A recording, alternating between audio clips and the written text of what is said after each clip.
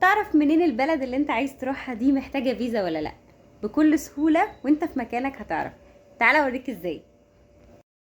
نروح على جوجل على طول ونكتب في السيرش باسبورت اندكس، هيفتح الموقع.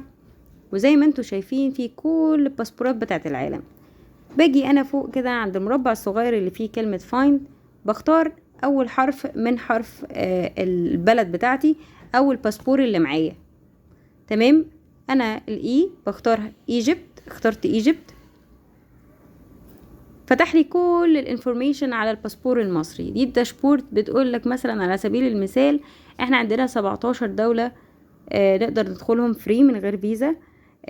في مثلا بيقول لك احنا الباسبور المصري بتاعنا واخد رانك كام على العالم، وهكذا. ننزل تحت هنا شوية هنلاقي كده شوية دواير بالالوان. انا عايزه اعرف الدواير دي بترمز لايه، فممكن مثلا ادوس كده على الدواير دي فبتتقفل ويسيب لي مثلا اللون الاخضر ده. اللون الاخضر ده بيوريك كل الدول دي اللي الفيزا فيها فري، انت مش محتاج فيزا عشان تروح الدول دي. مثلا عايز اشوف اللون الازرق على سبيل المثال بيرمز لايه. دول كل الدول اللي انا اقدر اسافر ليهم واخد الفيزا عند الوصول. تمام، او اي فيزا.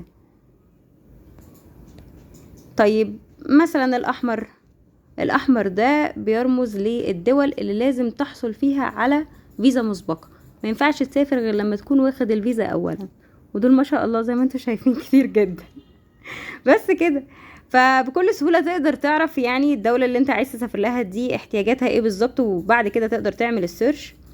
وكمان في الموقع ده في شوية انفورميشن برضو، يعني ممكن تدوروا عليها. فمثلا بيقول لك مثلا الرانك جلوبالي، يعني تقدر تعرفوا اكتر باسبور في العالم ايه واخد رانك كام وبيقدر يدخل كام بلد فري.